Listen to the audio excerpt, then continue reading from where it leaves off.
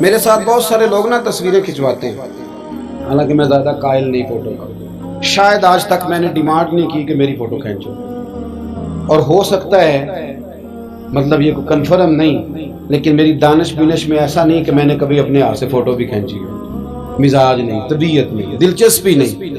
لیکن میرے گاؤں کا ایک موچی ہے، جوتے گانٹتا ہے، اس شخص نے 4 بیٹیاں بیائی ہیں جوتے گانٹ کے، اور میرے ابا جی بتایا کرتے تھے کہ جن دنوں نا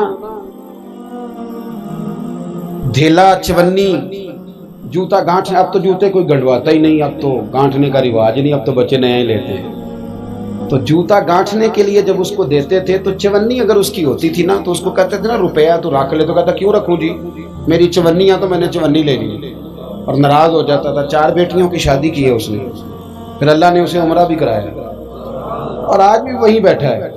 تو میں جب گاؤں جاتا تو میں کہتا ہوں چاچا میں تیرے ساتھ تصویر کھنچوانی ہے، تو مجھے کہتے ہیں پتر میرا تے منہ بھی نہیں تو گیا میرے ساتھ فوٹو، تو میں کہتا ہوں یار تو ایک انسان ہے، تو ایک مثال ہے، جس بندے نے ہاتھ پھیلانے سے نفرت کی ہو، اب تو چندہ ہی چندہ رہ گیا، چندہ ہی چندہ، اس کے علاوہ اللہ معاف کرے کوئی دوسری شے۔ میں گلاسکو میں تھا تو مجھے ایک صاحب کہنے لگے آپ نے کوئی اعلان چلان نہیں کرنا، مدرسہ نہیں ہے؟ میں نے کہا مدرسے بڑے ہیں پر اللہ کا فضل ہے، کیونکہ وہ نبی کریم کے نام کے ہیں تو ہمیں کبھی کمی کوئی نہیں آئی، کبھی نہیں کمزوری آئی، رونے کا مزاج بھی نہیں، وہ چل رہا ہے مدرسہ۔ تو میں نے کہا آپ کیا سمجھتے ہیں جو یہاں آیا ہے وہ چندے لے نہیں آیا ہے؟ کیا مزاج آپ لوگوں نے بنا لیا، اس سے نکلیں۔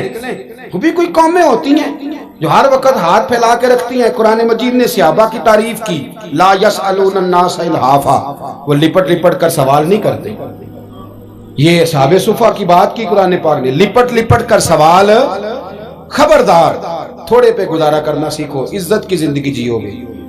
اور نوجوان بالخصوص یاد رکھیں، اگر وقار سے جینا ہے، سر اٹھا کے جینا ہے اور مطمئن زندگی گزارنی ہے تو پھر اس بات پہ راضی ہو جاؤ جو اللہ نے ہمیں عطا کیا ہے۔ پھر تیرا 5 مرلے کا مکان، اگر تو نے فراڈ کا مکان خریدا ہے نا 6 کنال کا، تو اس سے تیرا 5 مرلے کا بکار والا گھر بڑا شاندار۔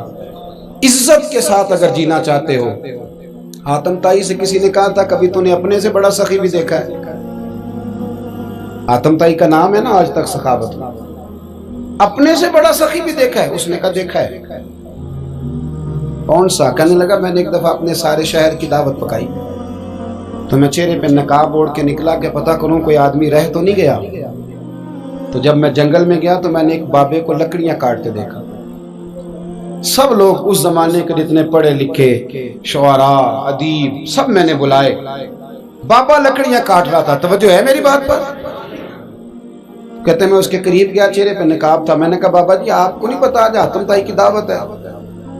کہنے لگا بیٹے پتہ ہے، تو میں نے کہا جانا نہیں؟ کہتے بابا نے عجیب جواب دیا، کہنے لگا مجھے نا اپنے ہاتھوں کی کمائی کا چسکا لگ گیا۔ کس کا چسکا؟ ہاں آج کل چسکا یہ ہے کہ کسی کو پارٹی کیسے ڈالنی ہے، کیسے مفت کی روٹی کھانی ہے۔ کس کا چسکا لگ گیا؟ اپنے ہاتھوں کی۔ بولیے۔ میرے نا مدرسے میں ایک لائق بچہ پڑھتا ہے، مالدار گھرانے کا تھا، تو تھوڑی سی نا آپ کو پتہ ہے دوران طالب علمی ہمیں بھی بڑے بہانے آتے تھے، تو یہ چیزیں یاد آتی ہیں، تو تھوڑا آگے پیچھے ہوتا تھا۔ مدرسے میں کام ہو رہا تھا تو میں اس کو کھڑکی میں لے کے کھڑا ہو گیا، میں نے کہا بیٹے ایک چیز تجھے دکھانی ہے، جب تیرے سامنے بھنا ہوا گوشت رکھا جاتا ہے تو نخرے کرتا ہے، ادھر بھی آ ایک نظارہ دیکھ۔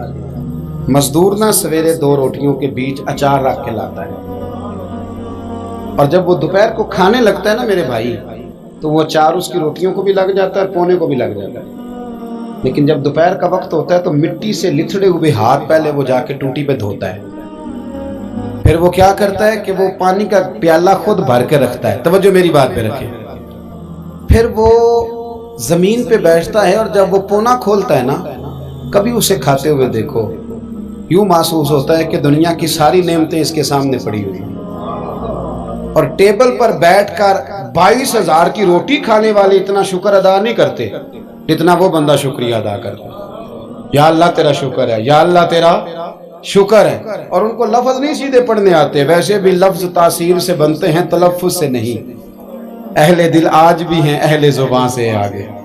صحیح تلفظ نہیں ادا کرنا آتا، لیکن جب وہ ہاتھ باندھ کے کہتے ہیں نا یا اللہ تیرا شکر ہے، تو یوں محسوس ہوتا ہے کہ روٹی تو اس بندے نے کھائی ہے. کھانا تو، ورنہ شادی کے موقع پر اتنا کھایا نہیں جاتا جتنا تباہ کیا جاتا ہے، کیونکہ مفت کا ہوتا ہے نا، مفت کا. تو یاد رکھیں محنت کی کمائی ایک حسن ہے، ایک وقار ہے. وہ جو بندہ 50 لاکھ روپیہ مہینے کا یا سال کا کماتا ہے وہ تو دیکھتا بھی نہیں بیچارہ پیسوں کو. وہ بینک میں آئے اور بینک سے ہی ساری زندگی اپنی دولت دیکھ سکتا، لیکن جو 600 روپیہ دیہاڑی لیتا ہے نا، اس کو جب شام کو ملتی ہے تو 3 دفعہ ہاتھ صاف کرتا ہے اور 3 دفعہ بسم اللہ شریف پڑھتا ہے اور پھر وہ جیب میں ڈالتا ہے. پھر وہ حساب کرتا ہے کہ 50 کہاں لگانے ہیں، 60 کہاں. تو خودداری سے جیو، باوقار رہو گے، باعزت رہو. حاتم طائی کہتے ہیں مجھے کہنے لگا کہ مجھے ہاتھوں کی کمائی کا چسکا لگ گیا ہے، اب مفت کے دسترخوان پر مجھے مزہ نہیں آتا. تو کہتے میں تو بس اس کا فدائی ہو گیا. جب میں واپس آنے لگا تو اس نے مجھے آواز دی. میں واپس پلٹا تو کہنے لگا بیٹا آپ بھی دعوت پہ جا رہے ہیں؟ میں نے کہا ہاں. تو اس نے مجھے 5 دینار نکال کے دیے. کہنے لگا یہ لے جاؤ، حاتم طائی کو نہ دینا، وہاں جو آدمی لنگر پکا رہا نا اسے دے دینا. یار بڑے بڑے لوگوں نے روٹی کھانی ہے، چلو میرا بھی حصہ پڑ جائے گا. تو حاتم طائی کہتے ہیں میں گھوڑے سے گر گیا، چہرے سے کپڑا اٹھایا اور میں نے کہا بابا میرے سینے سے لگ، میں تو امیر ہو کے سخی ہوں نا، تو غریب ہو کے بڑا سخی ہے. آج سمجھ آئی ہے تیری سخاوت کی. پڑھیے نا حدیث پاک. حضرت انس بن مالک کہتے ہیں ایک شخص نے آ کے کہا یا رسول اللہ کچھ دیجئے. حضور مجھے کچھ بولیے. اور میرے محبوب کا دروازہ وہ ہے کہ جہاں سے کبھی کوئی خالی گیا ہی نہیں. حضور کچھ دیجئے. تو نبی کریم علیہ السلام نے آج الگ بات کر دی، فرمایا تیرے پاس کچھ بھی نہیں؟ اس نے کہا حضور میرے گھر میں ایک پیالہ ہے اور ایک کمبل ہے اوڑھنے کا. اتنا غریب کو بندہ اس وقت بیٹھے محفل میں جس کے گھر میں ایک ہی پیالہ ہو. جو چپ ہے ان کے بارے میں کیا نظریہ اختیار کرو. کوئی ایسا غریب جس کے گھر میں ایک ہی پیالہ ہو، صرف ایک ہی کمبل ہو. لیکن یہاں بیٹھے میرے سمیت ہر تیسرے بندے کو آپ پوچھ لیں کہ حالات کیا ہیں تو کہے گا دعا کرو. بڑی مشکل ہے. اتنا غریب کوئی بندہ موجود ہے، لیکن آپ کسی کو پوچھ لیں وہ کہے گا جی بس دعا کریں. کوئی ایسا پیر مل جائے جو مجھے اللہ دین کا چراغ دے دے تاکہ نوٹ کسی طریقے آ جائے. اور وہ نعت خاں جو کہتا ہے کہ کون دیتا ہے دینے کو منہ چاہیے، دینے والا ہے سچا، وہ بھی کہتا ہے پہلے 25,000 دو. کوئی تو سٹیج پہ تو کہہ رہا تھا حضور دیتے ہیں، اور یہاں جب تک تیرے اکاؤنٹ میں نہ جائیں تیرا کام ہی نہیں چلتا. عجیب تماشا ہے نا. ایک صاحب نے بڑی دور سے مجھے فون کیا، کہنے لگے ٹائم دے دیں. میں نے کہا جی میں آ جاؤں گا، فارغ ہوتا ہوں تو آ جایا کرتا ہوں، مسئلہ نہیں ہے، ہم اتنے بڑے لوگ ہی نہیں، آ جائیں گے. کہنے لگا جی آپ بتائیں مطلب اکاؤنٹ نمبر دے دیں. میں نے کہا یار آپ نے غلط جگہ فون کر لیا، میں نے تو بتایا کہ وہ تو بڑے لوگ ہوتے ہیں، تو ہمیں پتہ ہے اپنی حیثیت کا، انشاءاللہ حاضر ہو جائیں گے، آپ سے بات ہوگی. کہنے لگے نہیں آپ کو تو کچھ بتانا ہی پڑے گا، کچھ بتائیں کچھ بتائیں. میں نے کہا کچھ بھی نہیں، میں انشاءاللہ حاضر ہوں گا. اللہ نے مجھے توفیق دی ہے، میں شام کو بڑی زبردست کھانا اپنے بچوں میں اچھا بیٹھ کے کھاتا ہوں. ایک گاڑی ہے جس پہ سفر کرتا ہوں، اگرچہ مکان میرا 2 کمروں کا ہے، پر کبھی اللہ تعالیٰ نے میرے دل میں یہ تمنا پیدا نہیں کی کہ کوئی بہت بڑا ہو تو گزارا صحیح ہو. میں بڑی اطمینان بخش زندگی گزارتا ہوں، تو میں آ جاؤں گا. کہنے لگے نہیں تہاڈی مہربانی کچھ دسو. میں کہا 3 کروڑ روپیہ دے چل. کتنا جی؟ اللہ جانتا ہے ہنسانے کے لیے بات نہیں کر رہا، اور مسجد میں اونچا ہنسے بھی نہ. کتنے دیں؟ جی یہ تو آپ نے کیا کہہ دیا. میں نے کہا یار اگر میں نے اپنے لفظ ہی بیچنے ہیں تو اب میں 25-40 ہزار میں بک جاؤں. تو میں تو سمجھتا ہوں کہ نبی پاک کا فرمان بڑا قیمتی ہے، تو ریٹ لگاؤں تو میری حیثیت یہ ہو کہ 40,000 روپیہ. اگر میں نے بکنا ہی ہے تو کوئی ریٹ تو لوں نا. اور ویسے بھی میں تو سمجھتا ہوں کہ میں بڑا انمول ہوں، اس لیے کہ میں رسول اللہ کے دین کا نوکر ہوں. اور یہ غلطی ان کی نہیں جو بیچتے ہیں، غلطی ان کی ہے جو خریدتے ہیں. آپ لوگوں نے مارکیٹیں بنائی ہیں، آپ مارکیٹیں نہ بناتے تو کبھی مارکیٹوں میں اس طرح کی چیزیں بکنے کہ ہم نے ظلم کیا ہے، ہم نے زیادتی کی ہے، ہم نے یہ ماحول بنایا ہے. بہرحال بات دور نہ نکل جائے، واپس آتا ہوں. نبی کریم صلی اللہ علیہ وسلم نے فرمایا تیرے پاس کچھ نہیں، ایک کمبل ہے اور ایک. حضور نے فرمایا لے کے آ. یہ سرکار کا فرمان سیاستہ سے عرض کر رہا ہوں. اگرچہ امام جلال الدین سیوطی نے تفسیر در منصور میں تفصیل کے ساتھ اس روایت کو کئی طرق سے بیان کہا. ایک کمبل، یارو سوچو، ایک کمبل جس بندے کے پاس ہو، ایک پیالہ، اس سے بھی کوئی غریب ہوگا. حضور نے منگا لیا اور بولی لگا دی، کون خریدے گا؟ ایک شخص نے کہا 1 دینار، ایک نے کہا 2. حضور نے 2 دینار میں بیچ دیا. وہ بولا نہیں کہ حضور 2 ہی تو چیزیں تھی، وہ بھی بیچ دی آپ نے. اللہ کے رسول نے فرمایا 1 دینار کا کھانا لے جاؤ اور 1 دینار کا کلاڑا خرید کے لاؤ. وہ لائے. حضرت انس کہتے ہیں بندہ بڑے نصیبوں والا تھا. وہ جب کلاڑا خرید کے لایا تو اس میں دستہ میرے نبی نے دستے مبارک سے لگایا. حضور نے دستہ لگایا اور فرمایا یہ لے جنگل میں جا. مسلمانوں، یہ میرے رسول اللہ کی تعلیم ہے.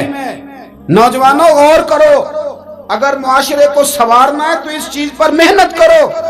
فرمایا یہ کلاڑا پکڑ، رسی پکڑ، جنگل میں جا، لکڑیاں کاٹ کے لا، کھا بھی اور کھلا بھی، پہن بھی اور پہنا بھی، جا. اور حضور نے فرمایا 15 دن مجھے نظر نہ آنا، جا کام کر. جا کے محنت کرنا اہل اسلام کا شیوا ہے.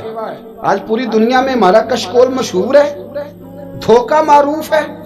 لوگ کہتے ہیں کہ انہوں نے ایسے ہم نے طریقے غیروں سے پیسے نکالنے کے اختیار کیے، ایسے طریقے کہ کبھی سنے تو شرم سے سر جھک جاتا ہے.